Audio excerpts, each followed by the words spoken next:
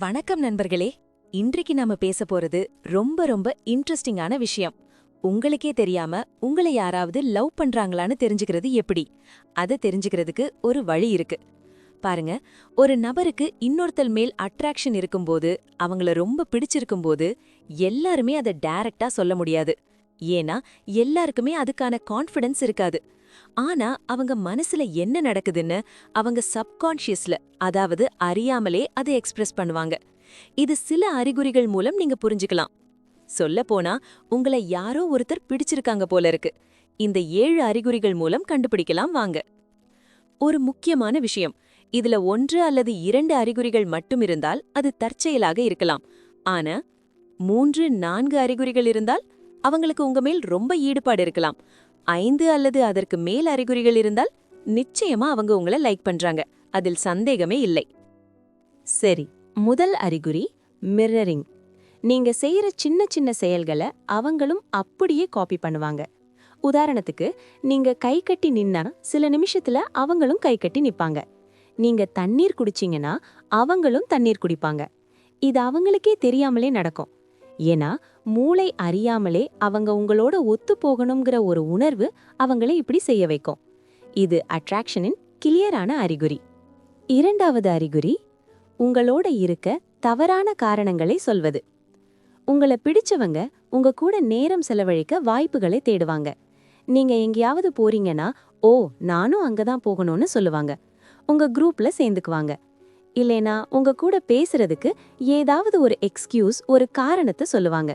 ஏன் இந்த விஷயம் தெரியுமா, இது எப்படி பண்றது, இப்படி. ஏன்னா அவங்க உங்க கூட இருக்கணுங்கிற ஒரே ஆசைதான். மூன்றாவது அறிகுறி, சின்ன சின்ன விஷயங்களை நினைவில் வைத்திருப்பது.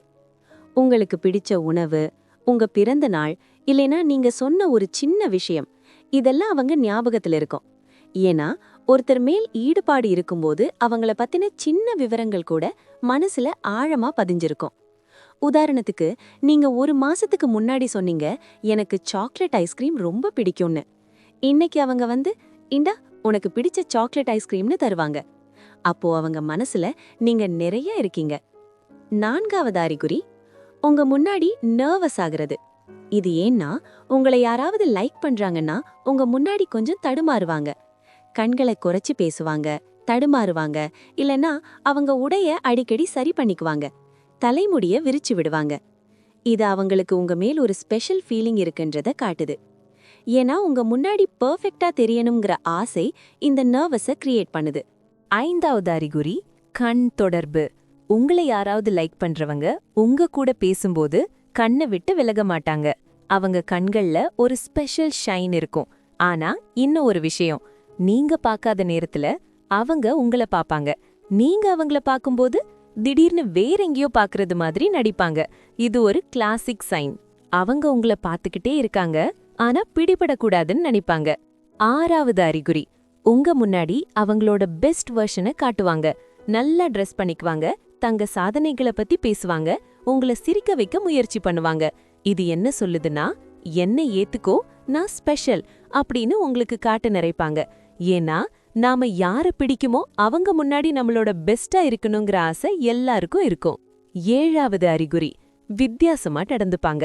அவங்க மத்தவங்க கிட்ட எப்படி நடந்துப்பாங்களோ அதை விட உங்ககிட்ட வித்தியாசமா இருப்பாங்க. கொஞ்சம் எக்ஸ்ட்ரா கேரிங் காட்டுவாங்க, அதிகமா ஜோக் சொல்வாங்க, இல்லைன்னா உங்க கூட மட்டும் ஸ்பெஷலா பேசுவாங்க. உங்க பிரசன்ஸ்ல அவங்க ஒரு புது எனர்ஜியோட இருப்பாங்க. இது உங்களை அவங்க எப்படி ஸ்பெஷலா பாக்குறாங்கங்கிறதுக்கு ஒரு நல்ல உதாரணம். சோ சுருக்கமா சொல்லணும்னா, மிரரிங், உங்க கூட இருக்க எக்ஸ்கியூஸ் தேடுறது, சின்ன விஷயங்களை ஞாபகம் வச்சுக்கிறது, உங்க முன்னாடி நர்வஸ் ஆகுறது, கண் கான்டாக்ட், பெஸ்ட் வெர்ஷனை காட்டுறது, வித்தியாசமா நடந்துக்கிறது. இந்த 7 அறிகுறிகளும் இருந்தா அவங்க நிச்சயம் உங்களை லைக் பண்றாங்க. அதில் எந்த சந்தேகமும் வேண்டாம். ஆனா ஒரு விஷயம், இத வச்சு நீங்க போய் உடனே உனக்கு என்ன பிடிச்சிருக்கான்னு கேட்காதீங்க. ஏன்னா அது அவங்களுக்கு கம்ஃபர்டபுளா இருக்காது. இத ஒரு புரிதலா வச்சுக்கோங்க. அவங்க காட்டுற அறிகுறிகளுக்கு நீங்களும் கொஞ்சம் பாசிட்டிவா ரெஸ்பாண்ட் பண்ணுங்க. மெல்ல மெல்ல பழகுங்க. அப்போதான் அது நல்ல உறவா மாறும். இப்ப சொல்லுங்க, உங்களுக்கு இந்த அறிகுறிகள் ஏதாவது தென்பத்திருக்கா? இல்ல நீங்க யாருக்காவது இப்படி செய்திருக்கீங்களா? கமெண்ட்ல பகிருங்க. பாப்போம் எத்தனை பேருக்கு இப்படி அனுபவம் இருக்குன்னு. இந்த வீடியோ உங்களுக்கு பிடிச்சிருந்தா லைக் பண்ணுங்க, ஷேர் பண்ணுங்க, சப்ஸ்கிரைப் பண்ணுங்க. அடுத்த வீடியோல இன்னும் இன்ட்ரெஸ்டிங்கான விஷயத்தோட சந்திக்கிறேன். நன்றி நண்பர்களே. லைஃப் டிராப்ஸ், உங்கள் மனதைத் தொடும் வாழ்க்கை துளிகள்.